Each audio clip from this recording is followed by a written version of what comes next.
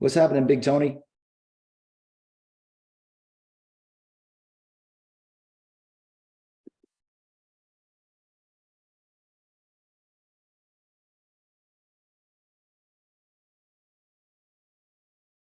Hey, Gene, how are you?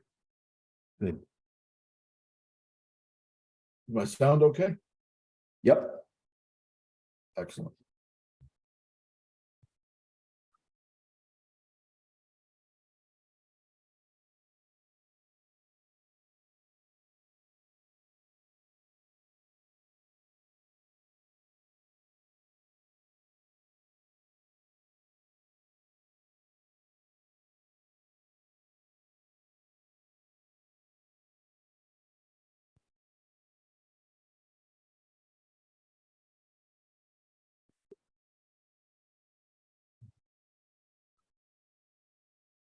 Hey, Tom, your mic is off.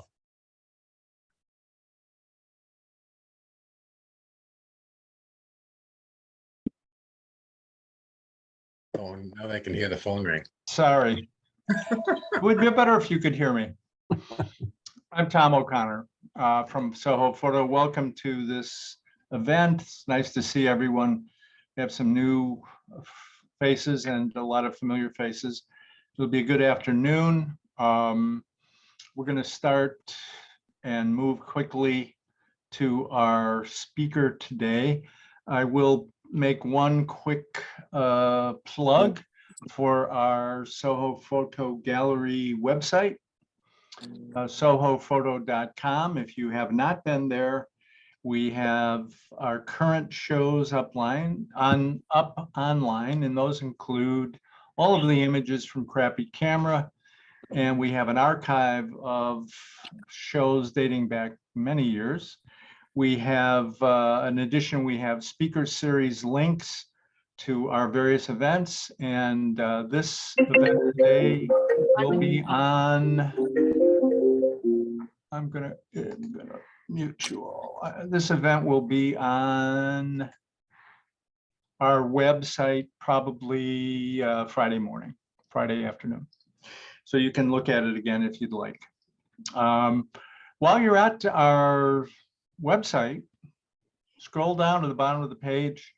We have a blue and white box where you can donate. You can support Soho Photo with your donations. This is a free event, and many of our events are free to anyone. And we always welcome your financial support. And I think we're all settled. I'm going to mute everyone for the moment, but at the end of the presentation, our guest speaker will take your questions. We'll unmute you and you can say all kinds of nice things back and forth. I'm going to start by introducing with great pleasure Myra Hafetz, who is one of the co-chairs of our competition events, and she will introduce today's speaker, Myra.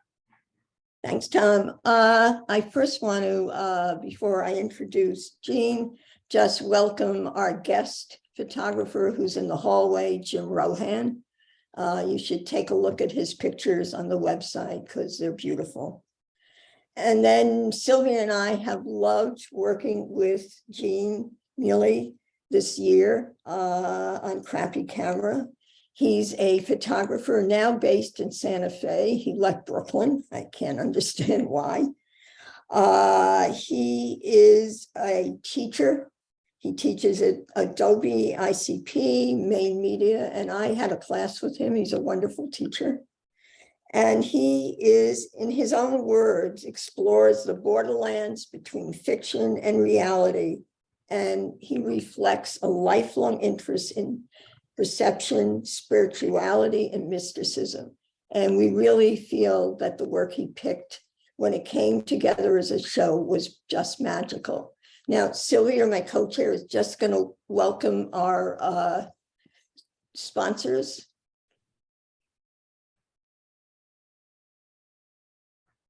Silvia, So you need to unmute. Let's unmute you.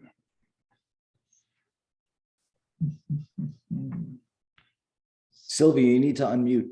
Yeah, we're gonna unmute Silvia. Okay. There you Yeah. go, sir. There you go.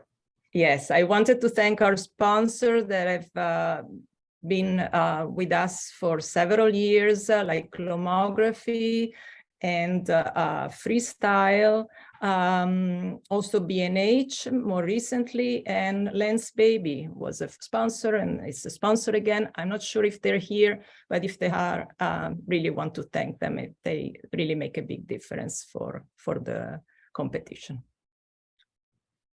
I'll hand it back to Myra. Yes, okay, and here's Jean. Hi, friends. And I really mean that. There are a lot of my friends here, so I'm really happy to see you all. And what we're going to do is we're going to spend an hour talking about the show and about sort of photography in general. So as you know, my name is Jean Miele. I'd love it if you called me Gino. I hope that we'll get into a real conversation a little later in the talk. As mentioned, I'm talking to you from my studio in Santa Fe, New Mexico. For a Brooklyn kid, relocating to Santa Fe has been really great. Really inspired photographically out here. The photo community and the landscape is just incredible. Now, in terms of the photography thing, I've been at this more than 35 years as the way that I make a living and as my avocation and my vocation. So I just want to tell you all what a pleasure it's been to engage with this work. It's really good work. And what I want to do is just tell you a little bit about the process of arriving at the 50 pictures that are currently on the wall at Soho Photo.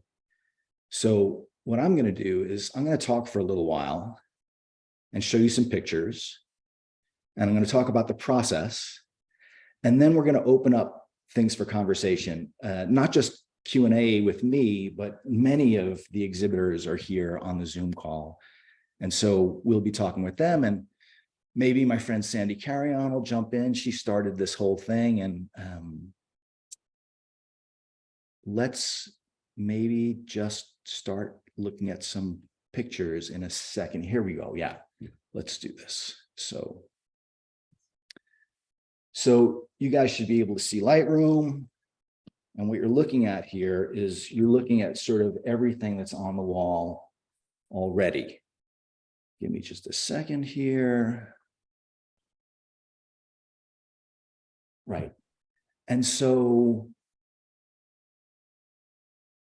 I want you to understand that with these pictures, right, we started with nearly 1,000 entries from 130 different artists. And it was really quite a process to narrow these down to the 50 that are on the wall at Soho Photo. I mean, the work is just spectacular. And so in the second stage of this process, I went from 1,000 to around 287 pictures that were maybes. And this is from 110 artists. So that final selection of 50 images from 50 artists was like the Michelangelo story of taking the sculpture from the stone. There's a statement on the wall in the gallery from me, but I'm going to tell you a little bit more than what I wrote. And so in the process of jurying the exhibition, when I had narrowed down that nearly 1,000 entries to just under 100, I sort of knocked off for the day, and I went into my house, and my wife asked me how it was going. She said, what are you looking for? And that question really struck me. These are really, really different pictures. And if you look, and I know you are all highly, highly visually literate people, the thread that runs through it, isn't by subject. It isn't by medium. It isn't by camera. The thread that runs through it is magic. What I was looking for in trying to narrow down these 1,000 pictures to 50 is, where was the magic? Where was the stuff that was extra? Where was the stuff that was better than just good, or just, oh, that's nice, or yeah, I kind of like that, or that's clever, or that's cute? I really feel like 50 is not a big number. And so the images that I chose, the ones that you're looking at now, these all had something extra. They had mojo, they had mystery, they had poetry. And, you know, the way I like to think about it is all of these pictures also had access to another dimension beyond this one, beyond the surface world that we could see. What I think is that there's a dream world that's connected to this one. And we're all drifting back and forth between these two worlds all the time, never entirely knowing which world we're in. And the pictures that I selected for the show, these are the ones that made me feel like I could see both of those worlds at the same time.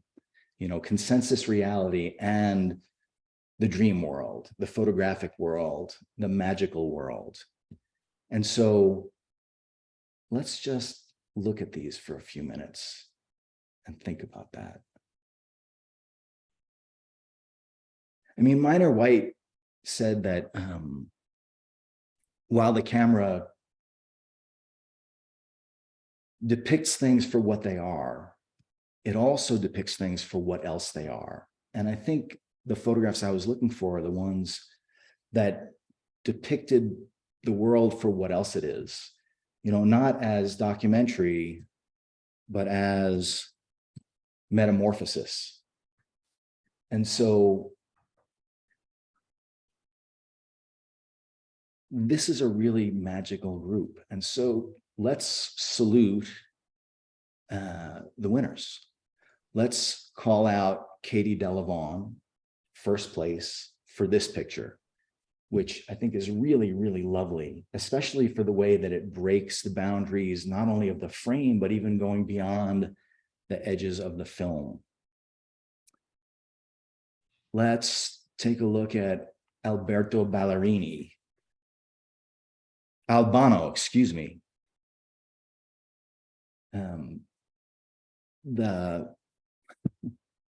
There's a lot in this picture.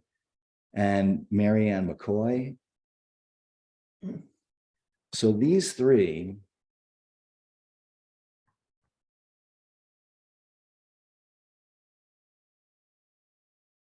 I salute you. This is, you know, 1, 2, and 3. And this is out of really, really tremendous work. I mean, so many of the 1,000 pictures that didn't make it into the show were really, really great. You know, beyond these three,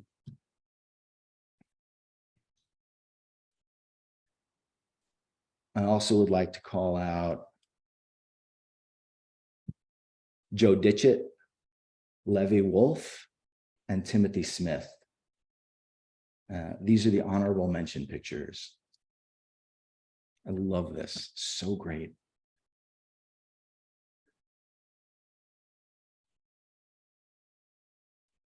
Now, I was tasked with choosing 50 pictures from 50 people, and 3 winners and 3 honorable mentions, but there were quite a few pictures that were also worthy of notice.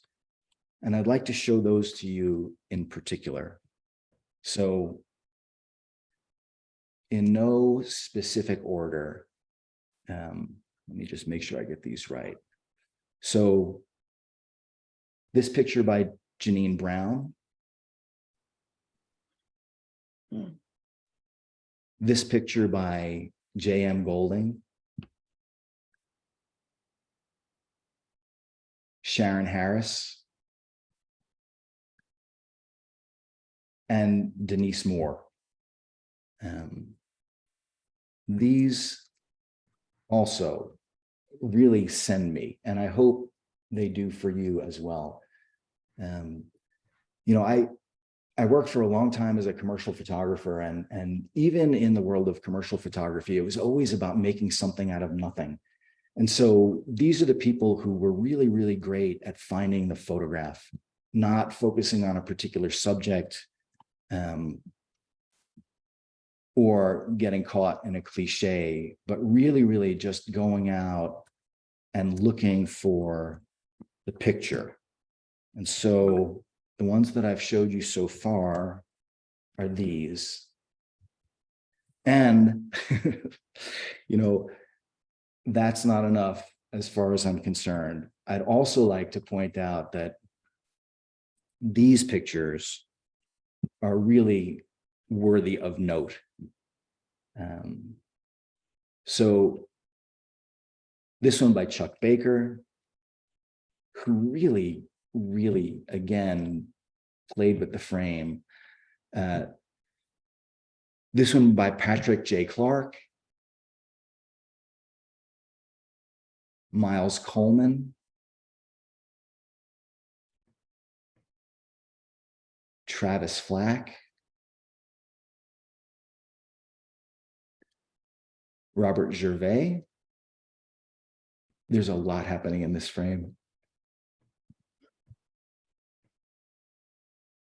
Sarah Haskey,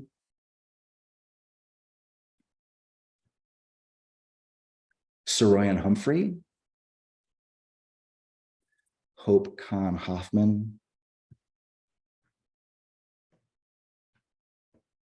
Stefanie LePape, and Ryan Sinovec. So what I want to do here is, if you can't get to the gallery, and I can't, and I'm really sorry I couldn't be there for the opening, I want to give you a feeling for the show. And while we're looking at images, you know, I'm sure that these don't entirely do justice to the prints that are on the wall. And so here's everybody who I want to give sort of special mention to. And of course, if you're among the 50 that are in the show, and you're not in this group, you should still be incredibly, incredibly proud of yourself.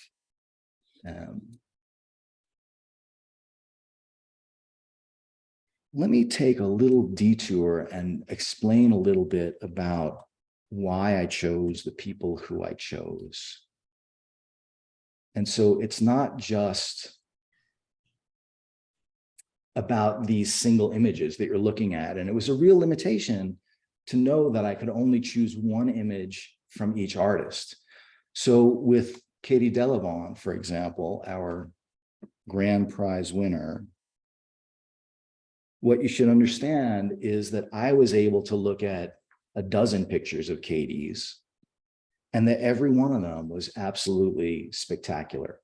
This won't really give you a great idea of how that went, but again, I just want to give you a sense that the winners were not only people who made spectacular single images, but as I saw the body of work that they submitted, it was really, really clear that they were consistently producing really exciting work.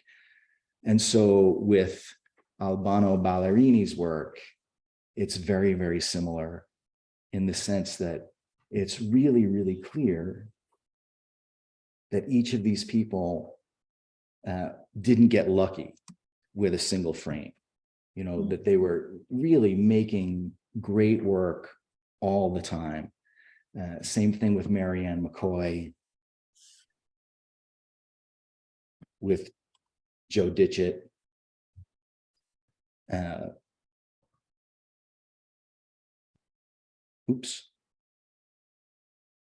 With Levy Wolf. And it was a very, very challenging process to narrow down to the single image from each of these people. And what you can see here is, you know, I've got sort of selections from every one of the artists who ended up sort of in that top tier that I showed you. So you people, I really, really salute you. And I have tremendous admiration for your process. And when we get to the point where we're all conversing, I would really like to hear a lot more about what your process is, both behind the camera in terms of the game of what if you play when you're post-processing, and in terms of your thinking when you submit for something like this. So let's talk for a minute about what it came down to. So my friend Sig Harvey, who I hope you all know, was once talking to a class of mine up at Maine Media Workshops. And they were interested in her process. And she said that one of her guiding questions is that an interesting picture, or is that merely a picture of an interesting thing? So let's think about that for a second. Is that just a picture of an interesting thing? You know, is it a crutch that you're depending on, that the real world has to be so interesting that if you point the camera at it, it's going to be something? Or are you transforming the world? Are you making an interesting picture? Are you going out looking for the photographs rather than for the action? And so everyone who's in this show, these are people who are making interesting pictures. They're not simply seduced by interesting subject matter. And every one of these pictures, and let me just go back and sort of give you a little bit more of a slideshow here. Every one of these pictures is the result of 1,000 choices. You know, where you stand, what lens you use, how you expose, when you expose, what you include, what you exclude. And there are so many extra choices here about double exposure and about modifying a camera to shoot onto the entire piece of film so you see the edges, or how soft the lens is, or whether you double expose. And so these 1,000 choices, you know, that's craft. You make a lot of little choices and you make them really well, and the whole adds up to far more than the sum of the parts. And that's where the magic comes from. You know, it comes from being prepared, but also leaving a lot of room for the photo gods to intercede, for assistance from other realms, for surprise, for discovery, for midwifery. That is, for being the midwife who takes the picture from the other realm and somehow manifests it in this realm. These pictures, they all 50, they all have something extra, because every single one of these artists are willing to push the boundaries a little further and a little further.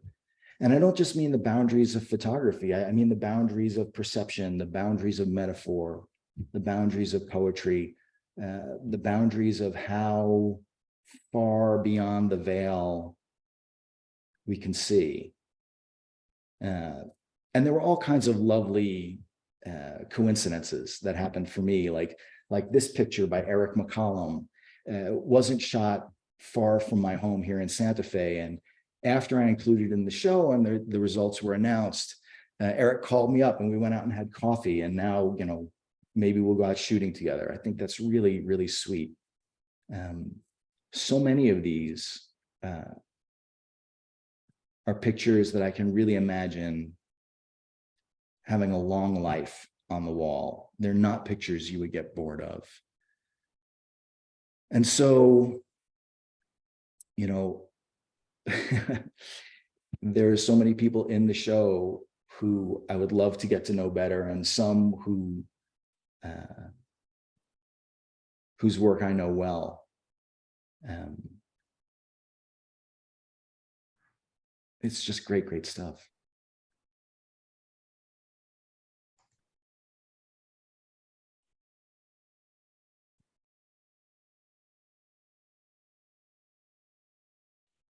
I want to particularly thank Katie DelaVaughn And I'll also show you a couple of pictures that Sandra Carrion provided of the gallery and the opening. And so here's a lovely image of Katie with her print in the gallery. And some context of how the show looks at Soho Photo. Here's a picture of Sandra Carrion on the right. Sandy started this whole thing 26 years ago.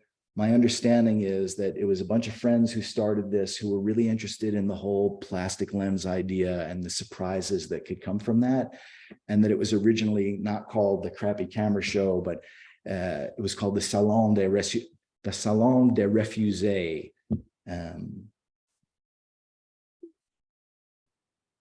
Let's take a look at all of these just for a second. So there's a members show upstairs. This image on the far left is my contribution to the show. It's a crappy composite. These are all images of the members show. And I love that our friend, the late Richard Zalk, is in the show. That's really, really sweet. I miss him.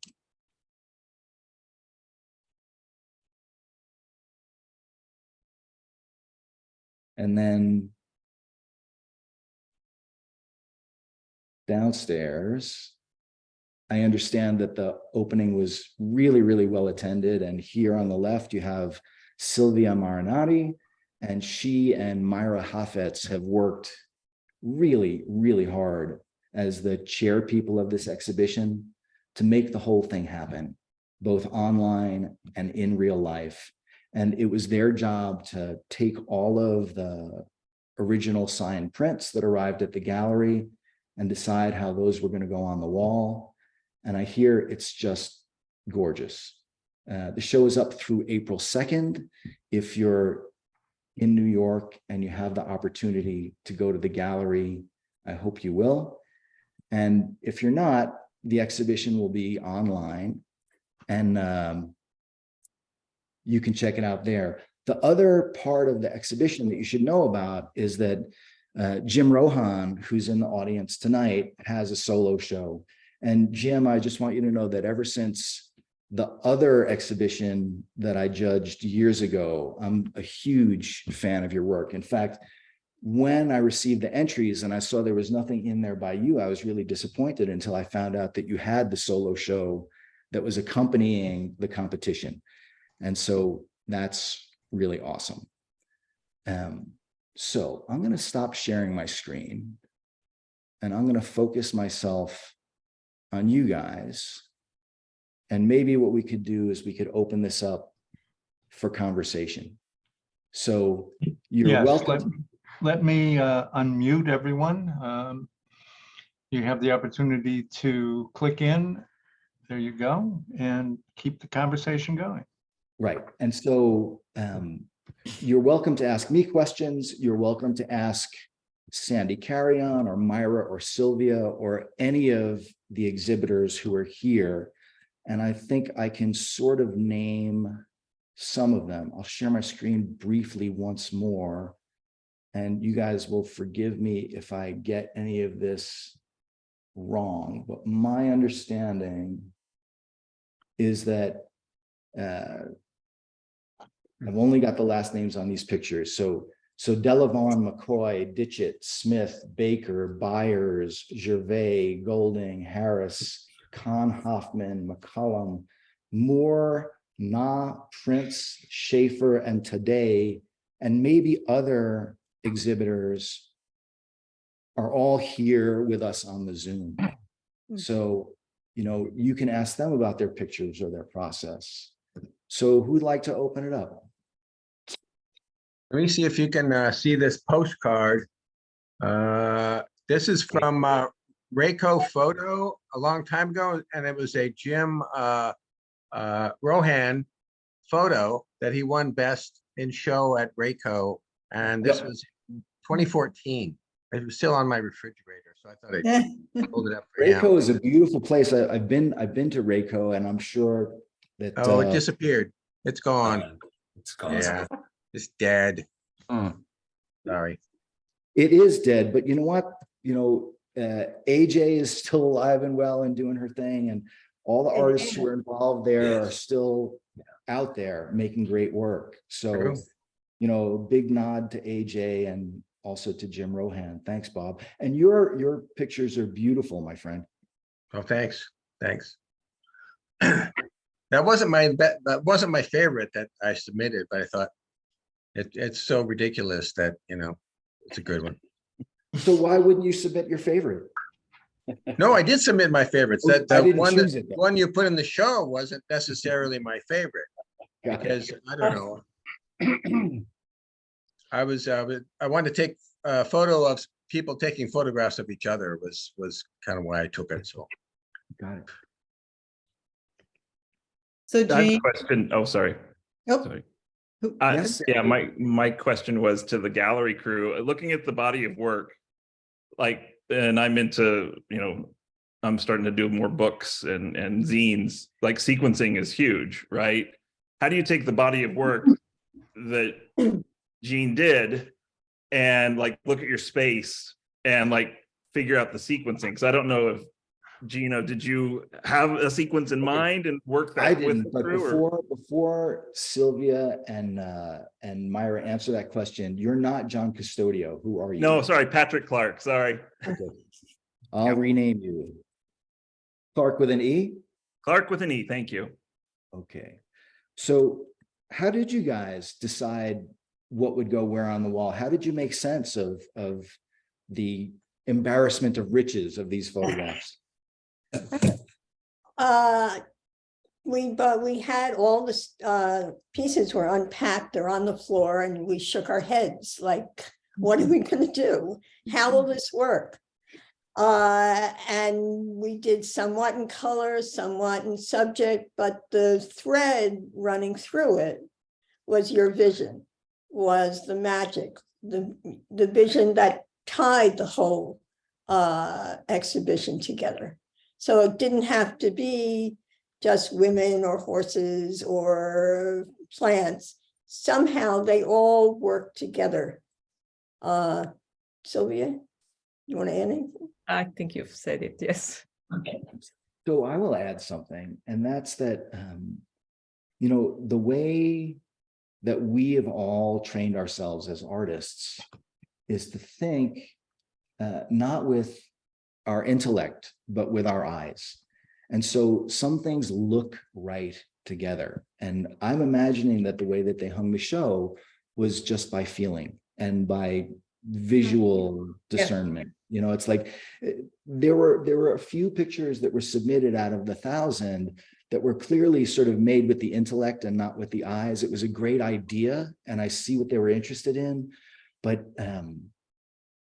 it's just all about what looks beautiful, what speaks to that other part of us, that part of us that understands the visual language, what my friend Gregory Heisler calls the narrative code of light. I love that phrase.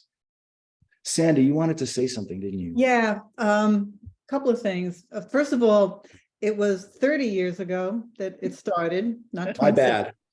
And it was not called, it was always called Krappy Kamera. Yeah. It was Salon de Refusé came about when we first started, everybody had to submit slides.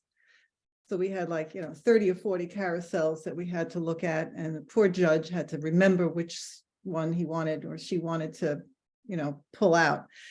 Then we went to work prints. And when we got the work prints, there were, 1,000 of them, more than that, a couple of thousand prints, and they were so beautiful. Right from the start, we said, we're not going to return them. So just send a work print, don't send, a one of a kind. And one of my co-gallery people, Jeff Smith, and I decided we'll hang them all upstairs. So we plastered the walls upstairs with all of the prints that did not get into the show. And we had people coming in all month long from all over the place saying, I'm a loser, where's my print? And we'd have, go upstairs, and then people would search for their work. And that Salon de Refusé goes back to the, the French show. where, it was an answer to the salon where we couldn't, some of the decisions where there was so many beautiful pictures, we just could not show them. So that's where that came about. So I love that ahead. you're bringing up Jeff Smith, and I just want to mention to everybody that if they have a chance to go to the gallery, to make sure they go into the bathroom, right? Yeah. Because Jeff Smith had an incredible talent for sort of too much is not enough. So that bathroom is an exhibition unto itself. It is. It really is. Yeah, it's really special. I miss him terribly. But Yeah.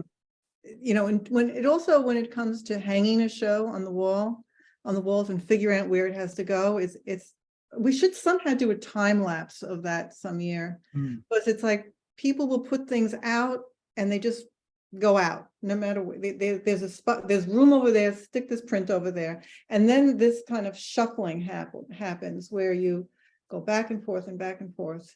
And someone says, no, that doesn't look right. And there's like this banter that goes on until you finally just give up and say, okay, but a group show is a group show. And there was no thread to begin with. So, you can almost do it where like every picture looks good next to every picture. As long as something's not jammed in somewhere or, too high or too low, kind of stick to that. But that's it. It's a beautiful show, Jean. You did a great job. And I totally agree with you when you say, as a judge, and this comes up with most people don't know this, but when a judge is judging a show, he is looking at all, or she is looking at all of your pictures. And if you have submitted, say, 5 pictures and 4 of them are clunkers, and one of them is a special picture, you kind of wonder, like, why couldn't there be 5 wonderful pictures here? Why are there 4 I want to say losers, but 4 lacking images and 1 special one? And when you start to show groups of work, even though the show doesn't call for things to be united or related or cohesive or whatever, a judge can't just turn that button off. A judge is going to look at the whole thing, and strong pictures together make for strong presence. That's the word, right?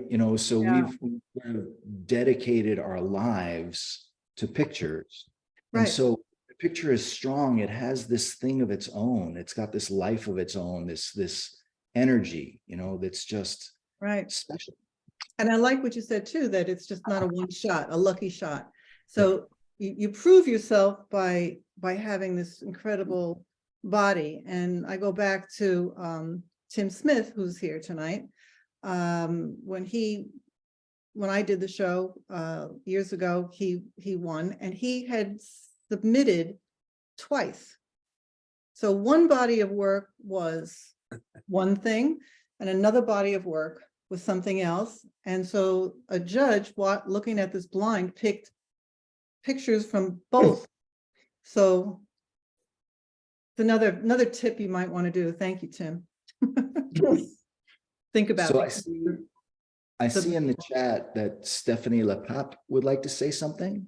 Ooh. Yes, hi folks. I just want to piggyback off of what Bob Gervais had mentioned.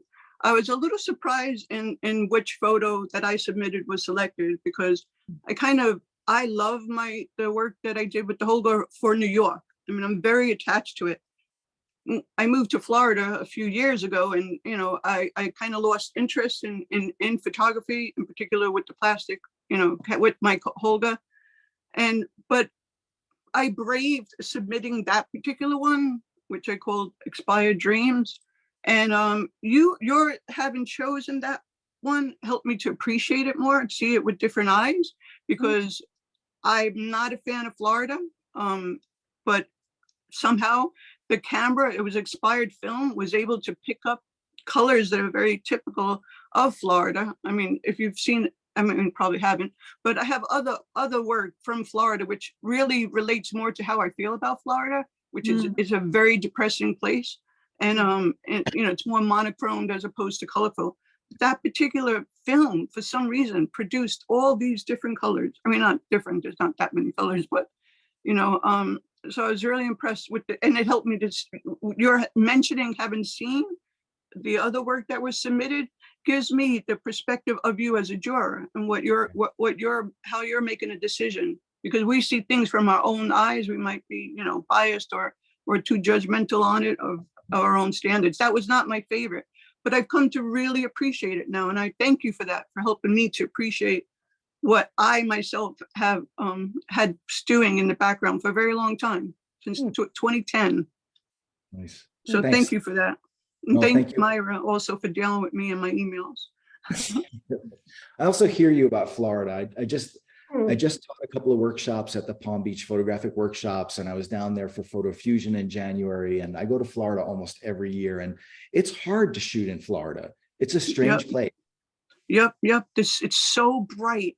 When I first started shooting here, most of because I loved multiple exposures, micro clicking with the camera.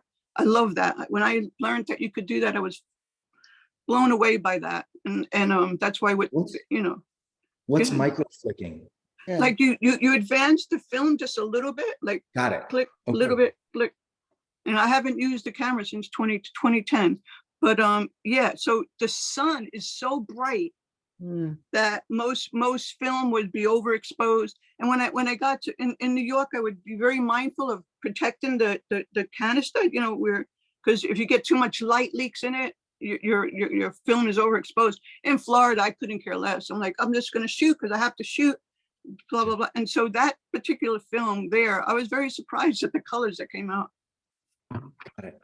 So I just, before I forget, and forgive me for putting you on the spot, one of the things I'm really enjoying is seeing the background behind all of you. It's like if we could take all the photographs on the walls of the people who are in the audience here, we'd have a hell of an exhibition. And so, Steven, I love what you have on your wall, and you're not the only one, but you were kind of the most obvious. And so I just Thank you. I just wanted to say I appreciate your collection. Yeah. Nice, yeah. Yeah, most of the ones behind me are from other teachers I had over the years, and I fell in love with their work and purchased some of those. So Yeah, I find it much they more mean a exciting. lot to me. Yeah, I find it much Thank more you. exciting to have other people's work on the wall rather than my own. I'm totally with you. Yeah, well, I have another wall with mine, but it's not being shown, but that's okay. Gotcha. A question. I mean, a question for the not a question, but for the judge. That when we kind of go to put a selection of work together for a contest, sometimes it's very hard to, I don't know, you kind of want to second guess the judge. Oh, of course. And so I've shot with I probably have, and at the show I had a vest on, and I probably had 20 crappy cameras in the vest. See a picture of that. And I shoot with the one that you chose of mine, which was of my daughter. And I had shot with that camera. The last time I shot with it was 25 years ago, and I found it in the drawer, and I pulled it out, and I had film in it. And this is my daughter when she's 8. She's like 31 now. Yep. And it's a quad camera. So there's four images to the frame by the camera. And I put the film in for processing, and it was 25 years old, 25 years in the camera. Yep. So I was so darn lucky. And there's pictures that if you saw the selection he had, there was other pictures of her. She and I went out to try to figure out how to work this camera. And I've been shooting with that camera for the last year now. Yep. Playing with it and everything else. It's very interesting. There's other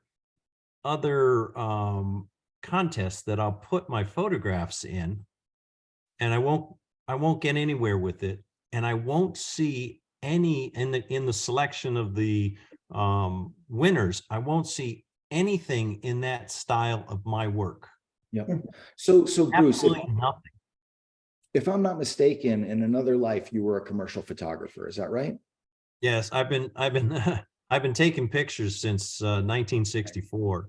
Right. And so, you know, the rule is you never give the photo editor anything from the assignment that you don't want them to publish, right? But also I've been involved with this kind of judging on both sides of the fence long enough to know that it's all about what the judge had for breakfast. You know, it's it can be incredibly arbitrary, but all I can tell you is that I made decisions based on the pictures themselves, whether the picture spoke to me, whether that picture was part of a body of work that was really consistently strong, whether it wasn't just a matter of luck. And for all of you who are in the show, if I didn't choose your favorite picture, you know, I apologize, and I don't, right? I mean, I know we all have our favorites, but maybe what I chose, like with what Stefanie said, maybe it'll help you to see your work a little tiny bit differently, but so much of it is subjective. I mean, my theory is that there is no such thing as objectivity. Everything is completely a matter of where you stand and what you think and how you're expecting to see things. But I will tell you, I've been at this long enough to know that that some pictures have that little extra. And I feel like, Bruce, this one of your daughter had that little extra. It had that magic, right? And I'll tell you a story where when my grandfather died, and he was a guy who lived in Brooklyn his whole life, and he was a member of camera clubs in the 1940s. When he passed, my mom and I cleaned out his apartment down Flatbush, and I found a number of cameras. One of the cameras I found was a Leica knockoff that was an Aries 3C 35 millimeter camera. And there was a roll of Plus X in that camera that had been sitting there for God knows how long. And at the time, this is 30 some odd years ago, I had a dark room. And so I took that roll of Plus X and I put some anti-fog agent into the developer, and I developed that roll of film. And I was in my mid-20s at the time. And there were pictures of me on that roll of film that had been latent in the silver since I was 3 years old. And it was these pictures of me wearing a little suit and a bow tie. And that is the magic of photography, the latency of that image, and the way that all those pictures are out there waiting for us to midwife them, to find them. Well, I'm down at my brother's house. That's why there are no pictures behind. He's got my pictures in the hallway. And I asked her if she had some old pictures, you know, because I collect the pictures from the 50s and the 60s. Got it. And here's a pile. These are, this happens to be the Brooklyn Bridge from 1950. Do we have the negatives? I don't have the negatives, but I want to people scan that negative so bad. And this is the Empire State Building from 1940. And I collected all the ones from my mother, and I would see her album and I go, boy, I wish I had the negative on that. And I go, why is this print so thick? And behind each print was the negative. Oh my Okay, so God. this is Oh a my beautiful God. story, and it's also a fantastic transition. And so, Katie DelaVaughn, I hope you will forgive me for putting you on the spot, but I would so love to know about your process, because let me get back to one of your pictures here in Lightroom and share the screen. I'm so delighted with the way that you not only broke the frame and showed the edges, but you're showing us the entire film strip in this really exciting way, where there's a picture within a picture within a picture, where we're sort of meta zooming out on this slice of curvy film. And I'd love if you would talk with us about your game of what if I did this? Well, thank you so much. And thank you for selecting this picture. That it's very, I feel very honored. And everyone I met at the opening was very supportive and encouraging, and was really lovely to talk to. So it was just a really fun night that I had. So thank you so much. So The strip is from March of 2003, actually, so exactly 20 years ago. And we were in the Amazon near Iquitos, Peru, and the first one is a multiple exposure. So I was using a Holga, and then I didn't progress to the next frame. But it would have been, I'm going to interrupt just for a second. It would have been so easy for you to say, like, keep your thinking small and say, okay, that's a great frame. I'm going to print that frame. You went so far beyond the edges of the frame in your thinking. Like, how did you get there? Well, I like how you described how you chose the pictures, like kind of like a dream, because to kind of tell the whole story, my birthday is January 23rd. So when I saw that Soho Photo had the Krappy Kamera Competition and the entry deadline was originally on my birthday, I told my family like I needed just a little bit of time for myself to kind of revisit some old memories that kind of felt like a dream. So, and I said I wanted to kind of do it for myself as a birthday gift to myself. And I said, you know, what do I have to lose? I can give myself the gift of trying to enter this competition, because it's been a while since I've had a chance to put myself out there. So so that's kind of the whole revisiting all my images from like 20 years of, what was the moment when you decided, looking at it on the light table, I'm going to photograph the whole strip and I'm not going to keep it flat. I'm going to make it all curvy, you know, like. Just because I think just because like life isn't flat, and you know, you know, it's a journey. And so I just felt like it was just more symbolic, and it's not perfect. And also I liked that the images were, so the city is called Belin. It's the floating city of Peru, of the Amazon. And in the rainy season, in order to get to the market or get to school, you have to take like a dugout canoe in order to transport and to get places. And we can't look at your other pictures right now, but if memory serves me, I think you had pictures of that were also like Bruce Byers reminded us by showing us those family photos. I think there were some of yours that were also maybe family archive photos that you had transformed in a similar way to this.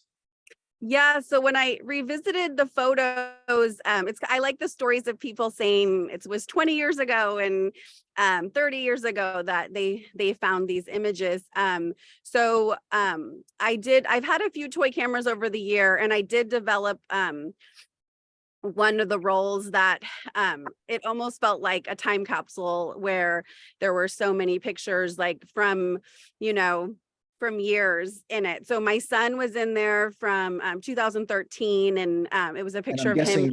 Your parents maybe from way back in the day? I don't think so, no, but some were from Peru, which is where my mother-in-law was born. So there were family in Peru, but not necessarily from the. So I just want to sort of affirm that I really love this idea of the picture in a picture in a picture. And that's really, and I see we're coming up. Thank you. We're kind of coming up on an hour, and I'm wondering whether Jim Rohan would like to check in at all. If he's still here. He's here. Oh, by the way, you were talking about pictures behind people here. Yeah. On the farthest picture, barely you can see on my left, is the Ryan Sinovic picture that is in this year's Krappy Kamera Competition.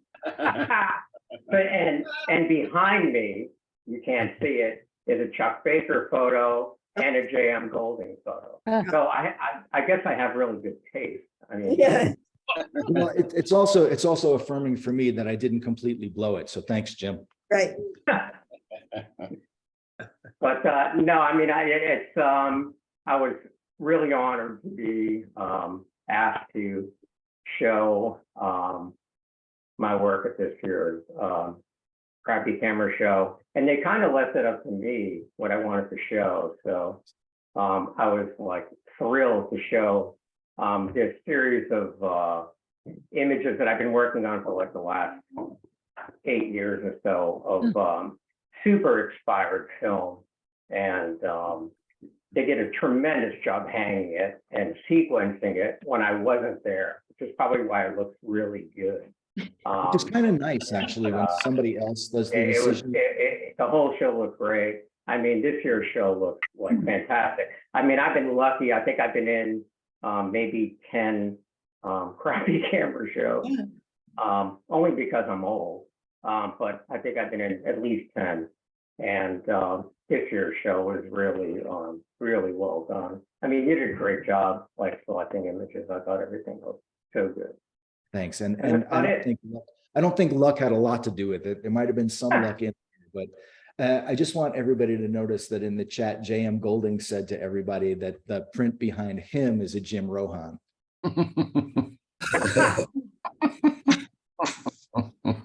Your $20 is in the mail, J.M.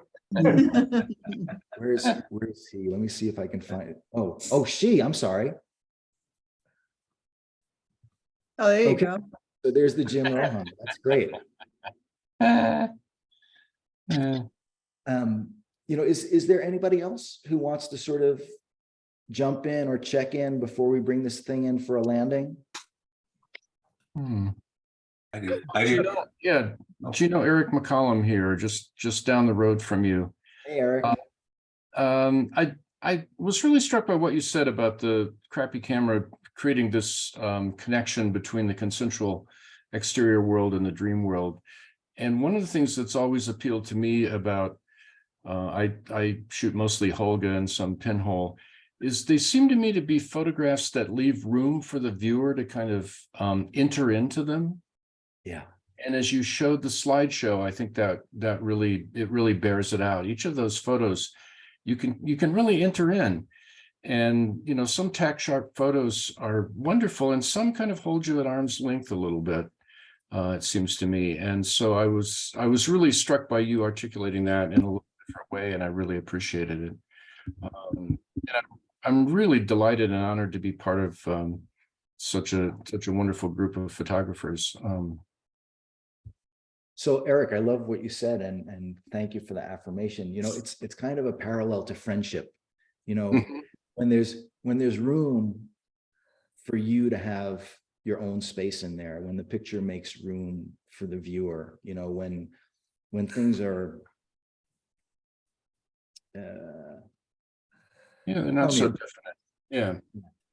Yeah. So thanks for that. Yeah, you bet. We should, now that it's finally beginning to get warm here, we should go out and look for pictures.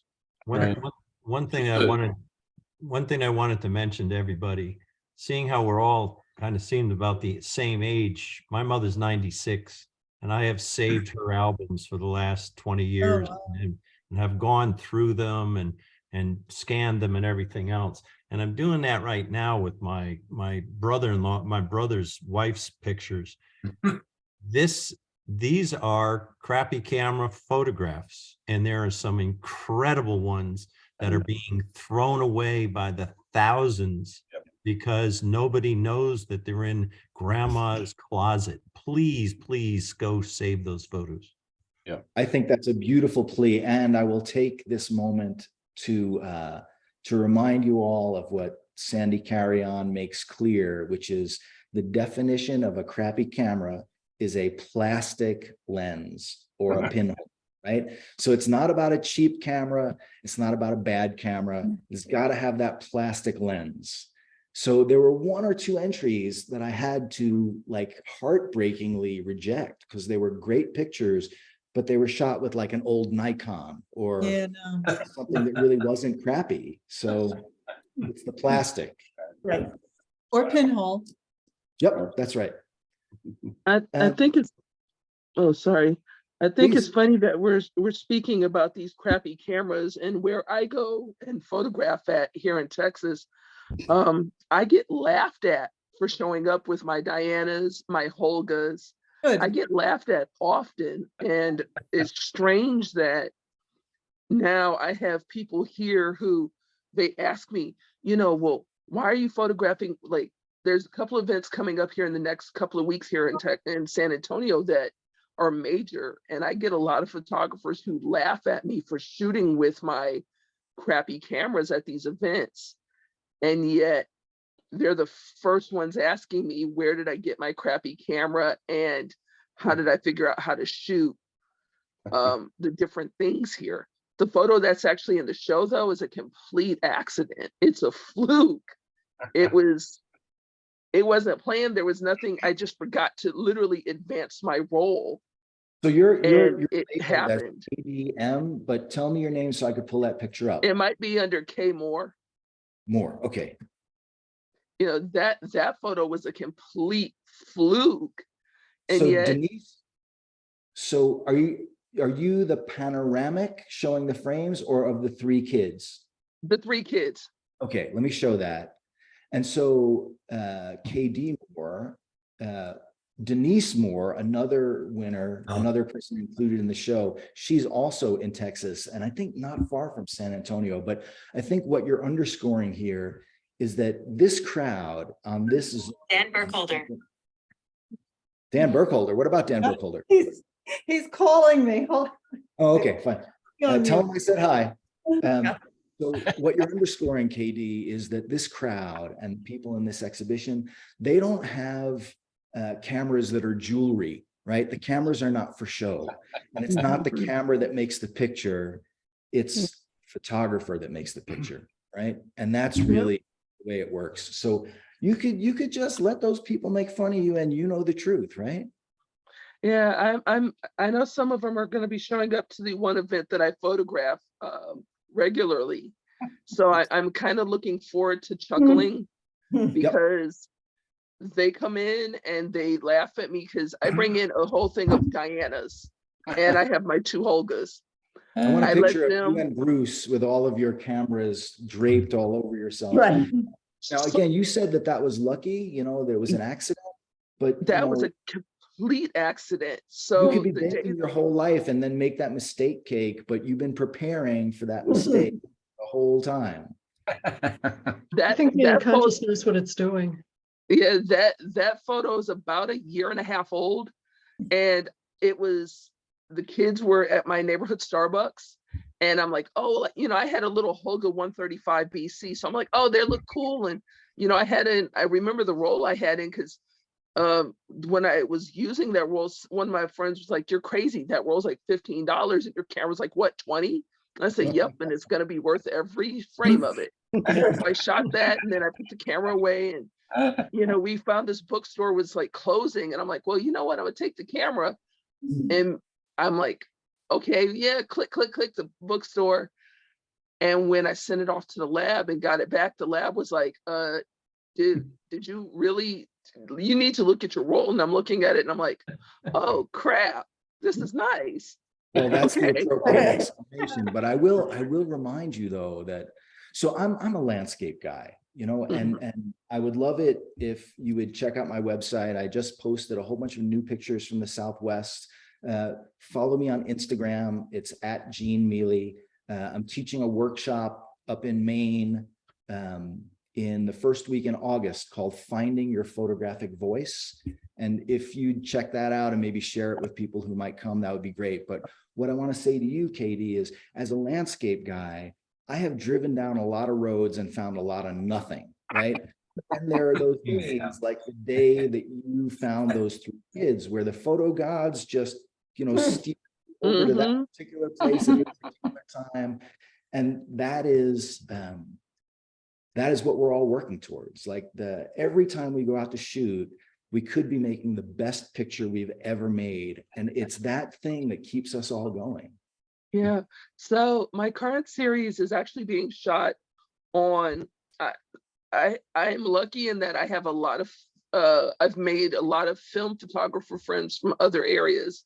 So they keep blessing me with their old cameras that they no longer use. So my current series that I am working on, one of them's on a Holga, the other one's actually on my Nikon. And it's funny that some of these photos just happen. But right now, the one series that I'm working on over the next few weeks is I photographed Charreada. So it's Mexican horsemanship. And so what I'm doing to mess with everybody is I'm shooting that with a baby Diana. Nice. So I'm waiting for our major event, which is Fiesta San Antonio, and we have 2 Charreadas during that, plus the competition Charreadas this coming weekend. So I'm like, I'm going to shoot all of it on a baby Diana with some 110 and pray. I think you probably all agree with me, or maybe some of you will, that every good photograph that I've ever made was a gift from somewhere else. And I'm grateful for those gifts. And I'm grateful for the gift of this gathering and this exhibition and getting to know each of you a little bit better. I'm sorry we're not all together in physical space. It would be such a pleasure to keep this thing going all day. But what I'm going to do is I'm going to say it's a little after 4 Mountain Time right now. We should probably wrap this up, but I will invite you all, if anyone else has anything else they need to say in order to be complete with this, I'd love to hear it. And what I will also mention is that Soho Photo is a 501c3 not-for-profit, and everybody who's involved with all of this does it for the love of it. And so thank you, Tom O'Connor, for being the president of Soho Photo. Thank you, Silvia and Myra, for taking over from Sandy with the show and putting so much time and effort. I'm sure you had a hand in this, Nancy Greenberg, and I'm sure there are many others who should be acknowledged. But anything else anybody wants to add before we sort of call it a day? I would. Oh, okay.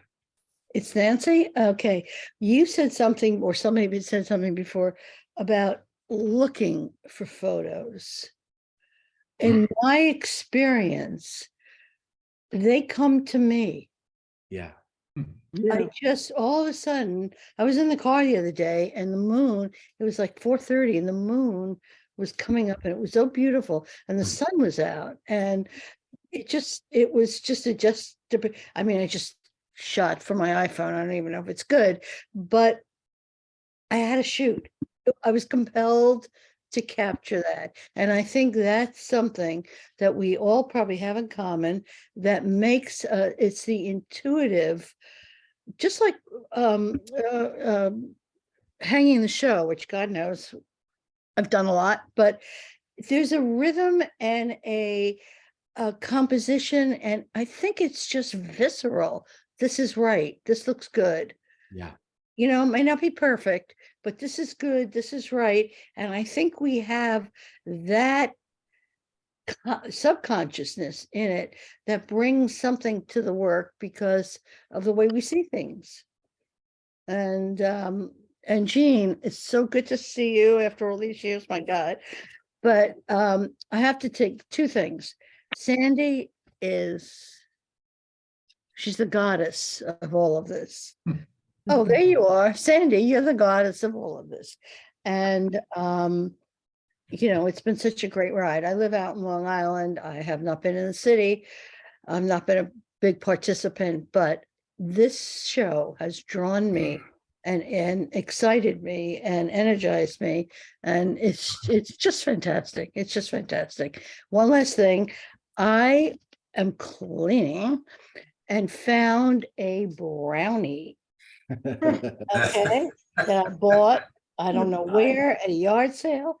It's on its 8th thing. I don't know if there are 8 or 12. I've never touched it. There's 12. 12? Yeah. Where do I get this developed? LTI in New York City. Okay. It's so 30th Street. so interesting, and I have no idea what's on here. And maybe, you know, maybe there's some weird thing that I'll find because it wasn't mine, but so I'm gonna unload it in the dark. Yep. Oh, Or yeah. if you can't Just in in New case, York. unload it in the dark. Oh yeah. So there's a whole bunch of comments in the chat. You should all make sure you check those out. I also want to say amen, Nancy Greenberg, to your shout out to intuition. I think photography is all about intuition. I also want to acknowledge my old friend John Custodio. I was remiss in leaving you out. And Lee Backer, I'm sure you also had a hand in what happened at Soho Photo. For those of you who are interested in the question about developing film, there's a bunch of stuff in the chat. You can save the chat on your own computer. And it seems like there might be one or two other people who wanted to check in before we go. Yeah, I want to say something. I'm Great. just extremely proud and thankful for you recognizing us for the magic that we've all like been able to feel and somehow visually capture. Because I think that working with all of these unpredictable processes. This is yours, right? Yes, Yeah. that's mine. And it allows for us to disappear into the magic of the moment and use our intuition and allow that to happen. Amen, sister. I'd like to say a little bit of something about people editing their work and putting it together and stuff. I've been making blurb magazines for quite a few years, and they're really easy to put together on the program, and they're incredibly cheap for like $12, $15 to make these. And you know, it's a good way to learn how to edit your work and put it together in a body of work. Yeah. And people should just do it. Just try it, you know, and it's like almost nothing, you know. You know, you have scans of your photos anyway, so. Bob, lean over to your left so we can see the picture behind you. Is that yours? Oh, that's the one you were just showing. that was in Rayco. Back, right. Beautiful. Jesus Saves Gangsters too is what it's from. East LA. Cool. Anybody else?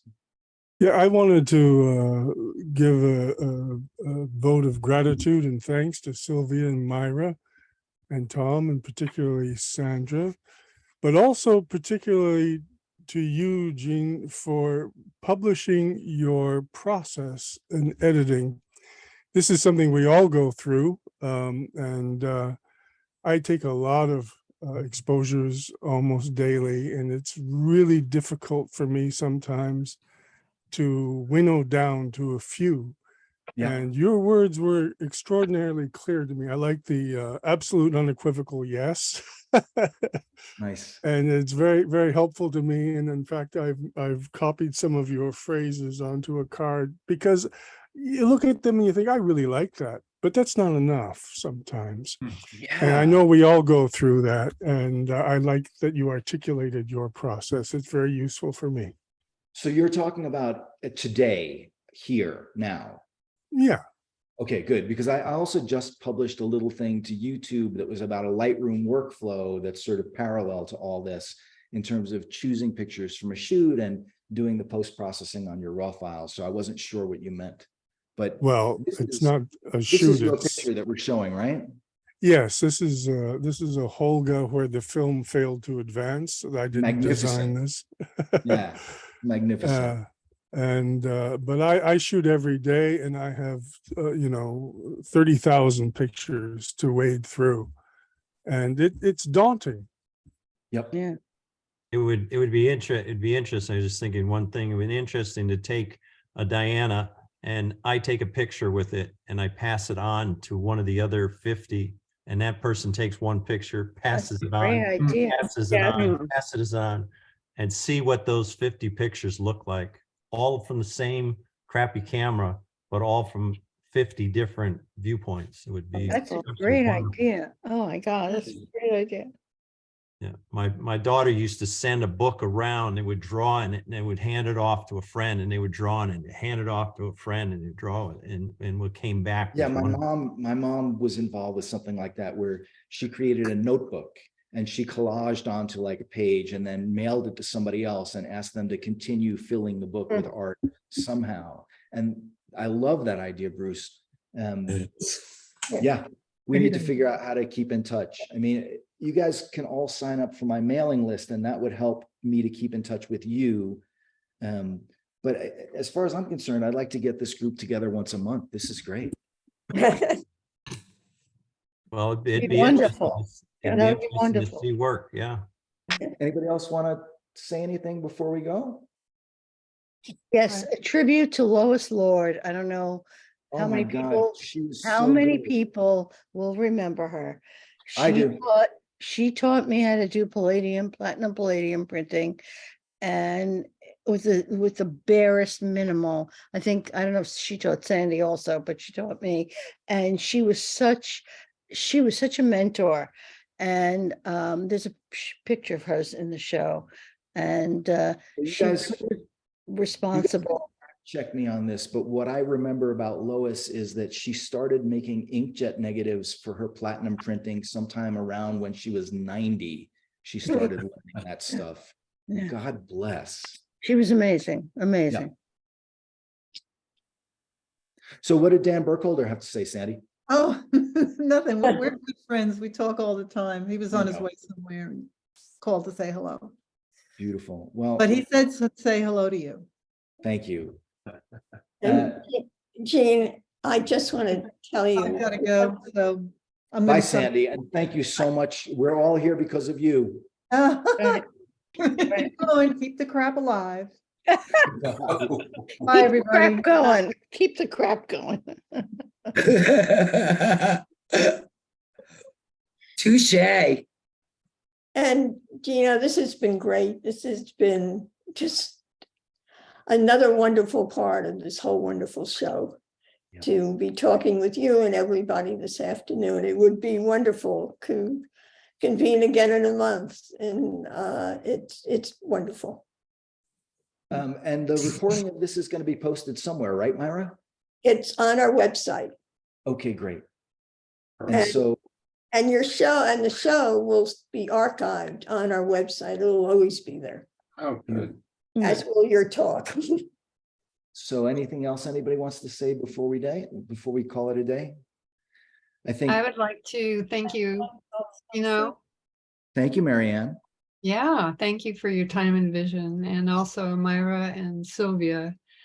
They've been great, and Myra and I had a little blip that we worked out. Anyway, thank you very much. So Picture looks I'm going to great. just show your picture, Marianne, before we go. Fabulous. Such a beautiful feeling to It's this. gorgeous. That's one. It's It's beautiful. gorgeous. Yep. Thank you. And everybody, I mean, you guys should all be so proud of being in the show. And those of you who are not in the show, submit next year. Yes. Go out and make magic. And like Sandy Carrion says, keep the crap alive.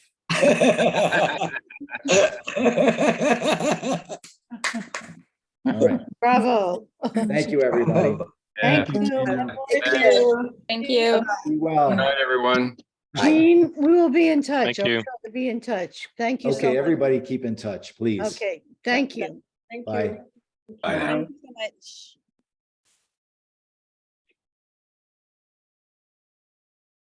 Let's see.